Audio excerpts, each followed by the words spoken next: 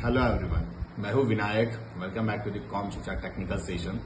In session 3 of Linux आज हम लोग डिस्कस करेंगे लिनक्स ऑपरेटिंग सिस्टम, इसको इंस्टॉल कैसे किया जाता है वर्चुअली, वर्चुअल सॉफ्टवेयर क्या है, वर्चुअलाइजेशन टेक्नोलॉजी क्या है, इसको किस तरह से यूज किया जाता है, उस वर्चुअल सॉफ्टवेयर के अंदर लिनक्स ऑपरेटिंग सिस्टम कैसे इंस्टॉल करना है, और भी बहुत सारी कुछ चीजें हैं। इससे पहले जो लास्ट सेशन में हम लोगों ने डिस्कस किया था about Linux different kind of flavours, तो जिसमें हम लोगों ने Red Hat Linux, CentOS, Ubuntu इन ऑपरेटिंग सिस्टम के बारे में बात किया था। आज हम लोग देखेंगे कि लिनक्स ऑपरेटिंग सिस्टम को कैसे इंस्टॉल किया जाता है वर्चुअली। तो आइए देखते हैं। राइट, तो फर्स्ट ऑफ ऑल मैं अपने सिस्टम्स के अंदर एक सॉफ्टवेयर जो मैंने इंस्टॉल करके रखा हुआ है वर्चुअल बॉक्स, ये जो आप मेरे स्क्रीन पे देख सकते हो। इस सॉफ्टवेयर के अंदर जो भी वर्चुअल मशीन्स आप यहाँ पे लेफ्ट साइड के पैनल में देख रहे हो, this all are the virtual machines. अब वर्चुअल मशीन्स क्यों कहा जाता है, बेसिकली मैं आपको बता दूं, if you can see my physical system जो अभी मैं यूज कर रहा हूँ, it is the Kali Linux operating system जो मैंने मेरे लैपटॉप पे इंस्टॉल करके रखा हुआ है। और ये जो सॉफ्टवेयर वर्चुअल बॉक्स मैंने ओपन कर लिया है, इसमें हम लोग वर्चुअल मशीन्स इंस्टॉल कर सकते हैं। वर्चुअल मशीन्स जिसके कारण आपका फिजिकल कंप्यूटर में कोई भी डिस्टर्बेंस नहीं आएगा। आप फिजिकल कंप्यूटर के साथ साथ मल्टीपल वर्चुअल सिस्टम भी यूज कर सकते हो। तो पहले जमाने में ऐसा था दोस्तों कि एक हार्डवेयर, एक ही ऑपरेटिंग सिस्टम आप उस पर यूज कर पाते थे, but nowadays just because of this virtualization technology we can use the multiple operating system on a same hardware. तो वही चीज आज हमें देखना है। तो ये जो आप देख रहे हो, this is the user interface of virtual box. Virtual box ये एक ओपन सोर्स सॉफ्टवेयर है। Open source in the sense it is completely free of cost available. आप इसको इंटरनेट से डाउनलोड कर सकते हो, इंस्टॉल भी कर सकते हो। तो अब once you install this virtual box, आपको करना क्या है, देखो आपको सबसे पहले यहाँ पे न्यू जो है ऑप्शन है, इस पर क्लिक करना है। न्यू पे क्लिक करने के बाद आप यहाँ पे देख सकते हो एक विंडो आपके सामने ओपन हुआ है, क्रिएट अ वर्चुअल मशीन, जहाँ पे आपको नाम पूछा जा रहा है कि वर्चुअल मशीन का नाम क्या रखना है। तो अभी मैं सेंटोस जो है इंस्टॉल करने वाला हूँ, तो मैंने यहाँ पे सेंटोस का नाम दे दिया है। इसके बाद फोल्डर आपको लोकेशन पूछा जाएगा कि ये वर्चुअल मशीन किस लोकेशन में स्टोर होना चाहिए। तो उसके बाद यहाँ पे थर्ड ऑप्शन आपको आईएसओ इमेज पूछा जा रहा है। I hope you are clear about the ISO image की आईएसओ इमेज क्या होता है। आईएसओ इमेज हर एक ऑपरेटिंग सिस्टम का जो सेटअप फाइल है वो होता है, जो आपको पहले ही आपको डाउनलोड करके आपके सिस्टम पे रेडी रखना है। तो इस आईएसओ इमेज में मैं देखो ब्राउज करने जा रहा हूँ अदर लोकेशन से कि मेरा आईएसओ इमेज अभी डेस्कटॉप पे रखा हुआ है। इसमें से अभी जो मैं आईएसओ में सेलेक्ट करने जा रहा हूँ, मैं सेंटोस जो हम लोगों ने डिस्कस किया था लिनक्स का, इस सेंटोस अभी हम लोग इंस्टॉल करने जा रहे हैं। तो इस आईएसओ इमेज को सेलेक्ट करने के बाद मैं ओपन पे क्लिक कर रहा हूँ। आईएसओ इमेज मैंने सेंटोस का ले लिया है। नेक्स्ट पे क्लिक करने के बाद अब यहाँ पे देखोगे आपको कुछ इंफॉर्मेशन पूछा जा रहा है, जैसे यूजर नेम पासवर्ड आप क्या रखना चाहते हो। ठीक है, I am going to set my user name and password for virtual machine. तो ये यूजर नेम पासवर्ड आपको जो चाहिए आप वो यहाँ पे सेट कर सकते हो। और होस्ट नेम भी पूछा जा रहा है, कंप्यूटर का क्या रखना चाहिए आपको। ठीक है, यहाँ पे मैं यूजर नेम एडमिन सेट कर रहा हूँ और पासवर्ड मैं अपना खुद का सेट कर रहा हूँ। उसके बाद जो भी होस्ट नेम है आपके कंप्यूटर का वो आपको रखना है। डोमेन नेम आप जैसा आपको जो सही चाहिए वो आप यहाँ पे सेट कर सकते हो। नेक्स्ट करने के बाद यहाँ पे एक इम्पॉर्टेंट स्टेप है, यहाँ पे आपको मेमोरी पूछा जा रहा है। Memory in the sense the RAM of your computer. तो देखो इस स्टेप से पहले आपको आपके फिजिकल कंप्यूटर का रैम चेक करना होगा कि आपके फिजिकल कंप्यूटर का रैम कितना है। अगर आपके पास 4 GB रैम है तो आप 2 GB वर्चुअल मशीन्स को दे सकते हो। अगर आपके पास 8 GB रैम है तो 4 GB भी दे सकते हो। मतलब आपको पॉइंट है कि फिजिकल कंप्यूटर के लिए कुछ रैम बचा के रखना चाहिए। यहाँ पे MB में वैल्यू है, MB 2048 MB जो है, 2048 MB in the sense 2 GB RAM मैं अपने सेंटोस को दे रहा हूँ। नीचे प्रोसेसर का जो लॉजिकल प्रोसेसर है काउंट वो आप दे सकते हो। जितना ज़्यादा रैम आप दे सकते हो उतना ज़्यादा अगर आप देते हो तो आपका वर्चुअल मशीन का परफॉर्मेंस आपको बिल्कुल बेटर मिलेगा। यहाँ पे ये नेक्स्ट करते हैं। यहाँ पे नेक्स्ट करने के बाद मुझे डिस्क का साइज पूछा जा रहा है कि वर्चुअल मशीन के लिए हार्ड डिस्क भी चाहिए। तो हार्ड डिस्क का जो भी साइज है, ओके, यहाँ पे बाय डिफॉल्ट 20 GB लेके रखा है। तो मैं इसको 35 या 40 GB कर देता हूँ। 40 GB। अब ये अगर क्वेश्चन आपके दिमाग में आ रहा है 40 GB ये कहाँ से लेगा, तो बेसिकली आपके फिजिकल कंप्यूटर में जो भी हार्ड डिस्क है उसी का स्पेस ही यूज करेगा। तो make sure the space should be available. 40 GB hard disk select करने के बाद मैं नेक्स्ट पे क्लिक कर रहा हूँ और यहाँ पे देखो फिनिश का बटन है। Before that here is a summary कि आपने जो भी आपकी वर्चुअल मशीन्स के लिए सेटिंग की हुई है, रैम स्टोरेज कितना दिया हुआ है, इसका समरी है। आप इसको गो थ्रू कर सकते हो। If you want to make some changes आप यहाँ से बैक भी जा सकते हो। फिनिश पे क्लिक करते ही आपका जो वर्चुअल मशीन है CentOS, ओके, इसका इंस्टॉलेशन स्टार्ट हो जाता है। ठीक है, right now it is in a power of state. मैं इसको राइट क्लिक करता हूँ, यहाँ पे ऑप्शन है स्टार्ट एंड नॉर्मल स्टार्ट। तो जैसे आप नॉर्मल स्टार्ट पे क्लिक करोगे एक अलग से विंडो ओपन हो जाएगा आपके वर्चुअल मशीन के लिए। यहाँ पे आपको आईसो इमेज फिर पूछा जा रहा है, यहाँ से ड्रॉप डाउन देखिए आप फिर से आईसो इमेज सेलेक्ट कर सकते हो। माउंट एंड रीट्राई करते ही इंस्टॉलेशन जो है CentOS का ये शुरू हो जाता है। Here are the option install CentOS 7, आपको इसी पे क्लिक करना है और जैसे आप एंटर करते हो तो आपका CentOS 7 का जो इंस्टॉलेशन प्रोसेस है दैट हैज बीन बिगन। अब OS इंस्टॉल करने के लिए किस तरह से अलग अलग ऑप्शंस आते हैं वो भी हम लोग एक बार देखेंगे, या OS इंस्टॉल करने की जो स्टेप्स है वो भी आपकी इसी सेम वीडियो में क्लियर हो जाएगी। तो देखो जैसे मैंने आपको बताया था, रेड हैट लिनक्स हो या CentOS हो, उबंटू हो, लिनक्स का जो भी ऑपरेटिंग सिस्टम आप इंस्टॉल करना चाहते हो उसके लिए almost 90% procedure will be same. So here is the fourth screen of operating system. यहाँ पे हमें पूछा जा रहा है language United state of English. इस लैंग्वेज को आप सेलेक्ट कर सकते हो या अगर आप चाहते हो तो आप लैंग्वेज चेंज भी कर सकते हो। आफ्टर सेलेक्टिंग द लैंग्वेज यहाँ पे ऑप्शंस आ रहा है, देखिए सबसे पहला डेट एंड टाइम। यहाँ पे जो डेट और टाइम है, टाइम जोन जो है वो न्यूयॉर्क का सिलेक्ट किया हुआ है, वो मुझे चेंज करना है। जो हमारा एशिया कोलकाता का टाइम जोन है, यहाँ से आप मैप से भी सिलेक्ट कर सकते हो या रीजन पे क्लिक करने के बाद भी आप सेलेक्ट कर सकते हो ऑप्शन एशिया एंड सिटी में कोलकाता। जैसे आप टाइम जोन सेलेक्ट करते हो यहाँ पे देखो डन का बटन है, डन पे क्लिक करना है आपको। तो ये आपने टाइम जोन जो है या टाइम और डेट जो है ये सेट कर दिया है। कीबोर्ड ऑलरेडी इंग्लिश यूएस यहाँ पे सेलेक्टेड है, इसको आपको चेंज करने की जरूरत नहीं है। लैंग्वेज सपोर्ट हम लोगों ने English United state already select करके रखा हुआ है। अब बात आती है सॉफ्टवेयर जो इंस्टॉलेशन सोर्स है। इंस्टॉलेशन सोर्स का मतलब ये होता है कि आप जो इंस्टॉल करने वाले इसका सोर्स क्या है। तो ऑफकोर्स जो आईएसओ इमेज आपने दिया है ऑपरेटिंग सिस्टम का आईएसओ इमेज वो आपका सोर्स है, तो इसमें भी आपको कोई चेंजेस करने की जरूरत नहीं है। नेक्स्ट ऑप्शन है सॉफ्टवेयर सिलेक्शन। ये बहुत ही इंपॉर्टेंट ऑप्शन है, मैं आपको बता दूं यहाँ पे लिखा हुआ है मिनिमल इंस्टॉलेशन। अगर इसी को मिनिमल इंस्टॉलेशन के साथ आप कंटिन्यू करोगे तो आपका CentOS इंस्टॉल तो हो जाएगा, बट ये सिर्फ CLI इंस्टॉल होगा, या इसको हम लोग कह सकते हैं कि ये कमांड लाइन OS इंस्टॉल होता है। तो आपको करना क्या है, अगर आप न्यू हो लिनक्स के लिए और आपको ग्राफिकल ऑपरेटिंग सिस्टम चाहिए तो आप इस सॉफ्टवेयर सिलेक्शन पे क्लिक कीजिए। यहाँ पे देखो एक ऑप्शन है virtual server with GUI। Server with GUI, GUI stand for graphical user interface. इसको आप सेलेक्ट करना है आपको और डन पे क्लिक करना है ताकि आपका ये जो CentOS इंस्टॉल होगा इसमें ग्राफिकल व्यू आपको मिले। स्पेशली जो लोग नए हैं लिनक्स के लिए, अगर आप CLI यूज करते हो तो हो सकता है कि आपको कंफर्ट जोन या कंफर्ट फील ना हो, इसके लिए आपको ग्राफिक फर्स्ट टाइम यूज करना चाहिए। जो ग्राफिकल, बिकॉज हम लोग बचपन से विंडोज यूज करते आ रहे हैं, Windows which is a fully graphical user interface operating system. तो यहाँ पे सर्वर विद GUI सेलेक्ट करने के बाद यहाँ पे जो डेस्टिनेशन है इंस्टॉलेशन डेस्टिनेशन, तो इंस्टॉलेशन डेस्टिनेशन मतलब कि आपको ये जो ऑपरेटिंग सिस्टम इंस्टॉल करना है ये कौन से डिस्क पे करना है। डिस्क मतलब स्टोरेज डिस्क। तो इस पे क्लिक करने के बाद ऐसा होगा कि आपके पास अगर मल्टीपल डिस्क है तो उन डिस्क का लिस्ट आपको यहाँ पे मिलता है। अभी देखो हम लोगों ने 40 GB का एक डिस्क बनाया था वर्चुअल डिस्क, वो यहीं पे बता रहा है। यहाँ पे आप इसको क्लिक करके चेक या अनचेक कर सकते हो, सेलेक्ट या अनसेलेक्ट कर सकते हो। तो इसको सेलेक्ट करने के बाद बेसिकली यही मतलब है कि कौन से डिस्क पे आपको लिनक्स इंस्टॉल करना है, उस डिस्क को आप सेलेक्ट करके डन करते हो। ओके, और फिर ऑप्शन यहाँ पे है बिगिन इंस्टॉलेशन। तो मैं आपको ये फिर से एक बार बता दूं कि हम लोगों ने डेट एंड टाइम जो है वो सेट किया था। उसके बाद हम लोगों ने सॉफ्टवेयर सिलेक्शन में सर्वर विद GUI का ऑप्शन सेलेक्ट किया था। डेस्टिनेशन में हम लोगों ने डिस्क सेलेक्ट किया था कि किस डिस्क पे हमें लिनक्स इंस्टॉल करना है।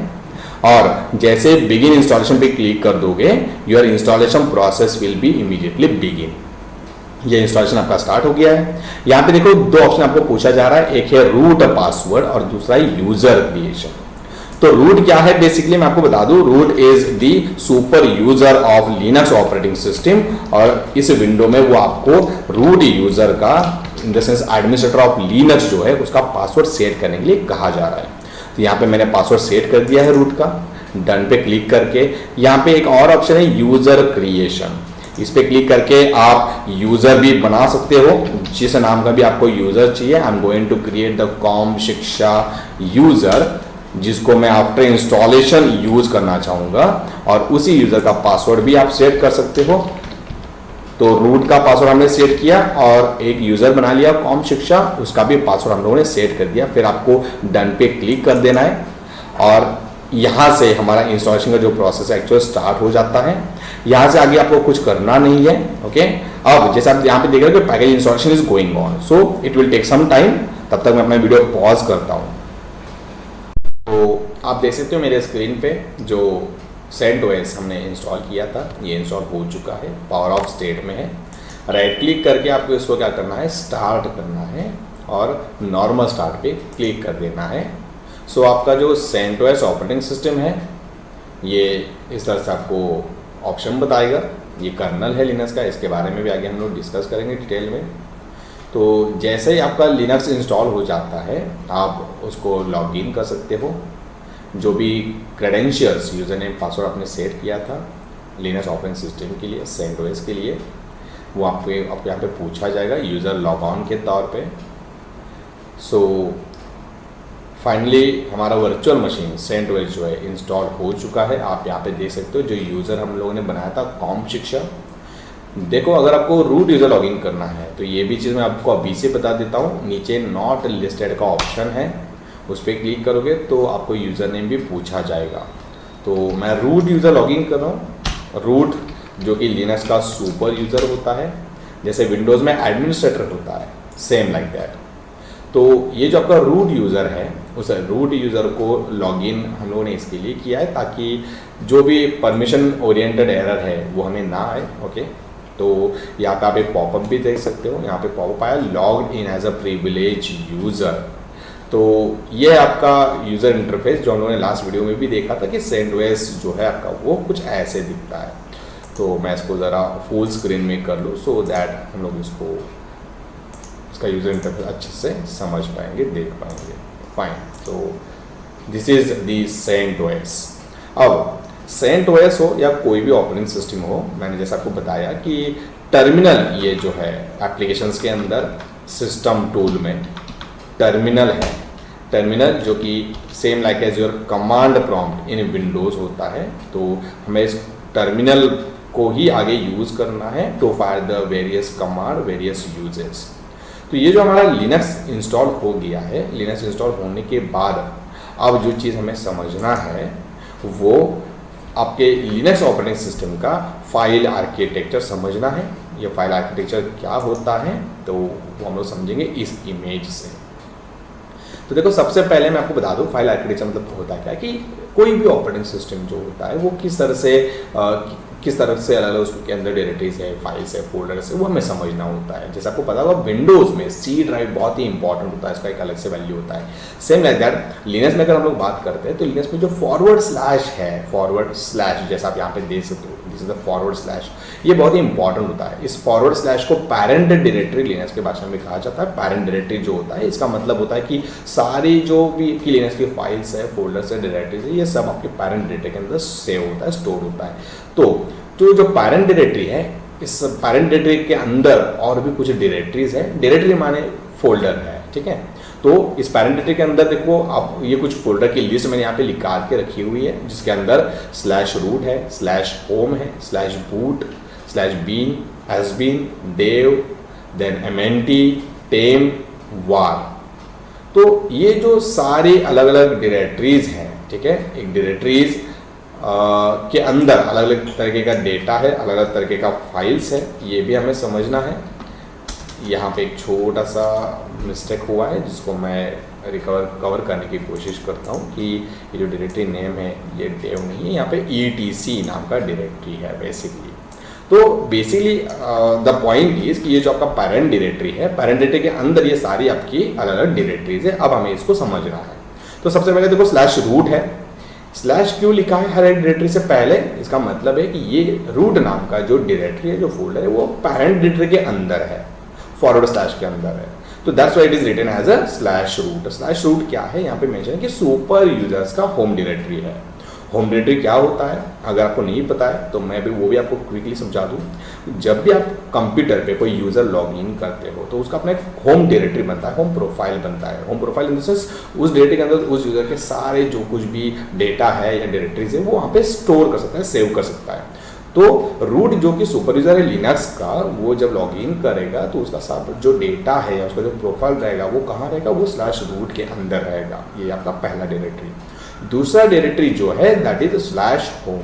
अब जैसा रूट यूजर आपने लॉग इन किया है वैसे कुछ नॉर्मल यूजर्स भी आपके लॉग इन करेंगे, स्टैंडर्ड यूजर्स भी लॉग इन करेंगे।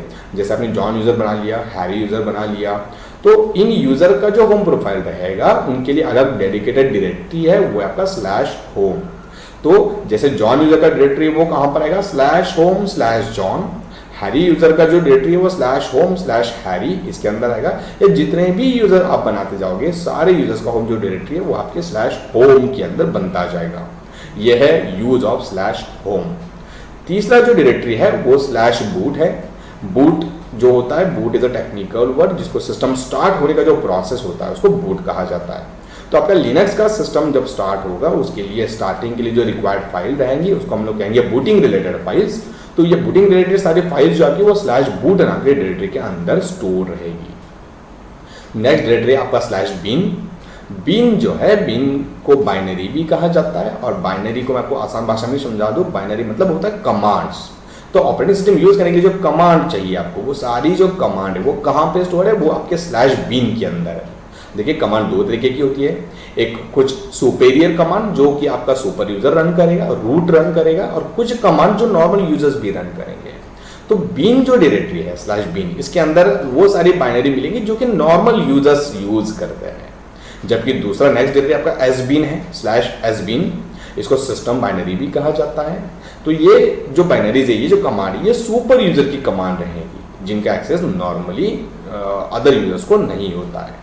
तो बिन जिसमें के अंदर बाइनरीज रहेंगी जो नॉर्मल यूजर्स रन करेंगे, और एस बिन जिसके अंदर जो कमांड रहेगी वो आपकी रूट कमांड रहेगी, रूट की कमांड। जो नेक्स्ट डायरेक्टरी है that is slash dev. Dev का मतलब होता है डिवाइसेस। तो जो भी लिनक्स सिस्टम में आप डिवाइसेस कनेक्ट करोगे, यूज करोगे, उन सबको मैनेज करने के लिए जो डायरेक्टरी है वो आपका स्लैश डेव है। नेक्स्ट डायरेक्टरी है स्लैश ईटीसी।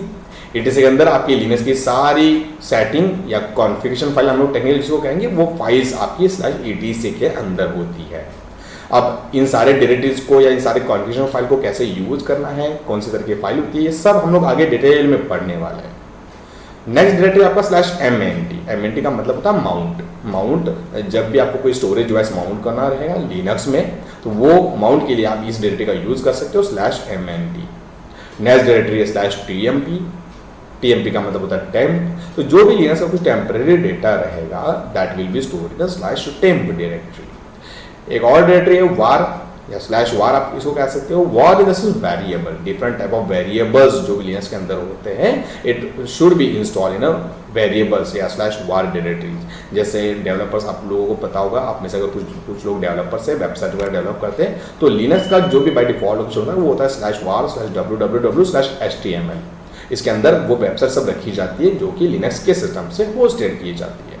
तो ये सारी जो आपकी डायरेक्टरीज है अलग अलग, इनको ही अब हमें लिनक्स में समझना है। तो जैसा हमारा ये CentOS आप देख रहे हो, CentOS में हमें करना क्या है, मैं पहले लॉगिन कर लूँ, और लॉगिन करने के बाद हमारा जो टर्मिनल है, इस टर्मिनल पे आप cd स्पेस / ये कमांड है basically, cd for the change the directory, and slash मतलब होता है पैरेंट डायरेक्टरी।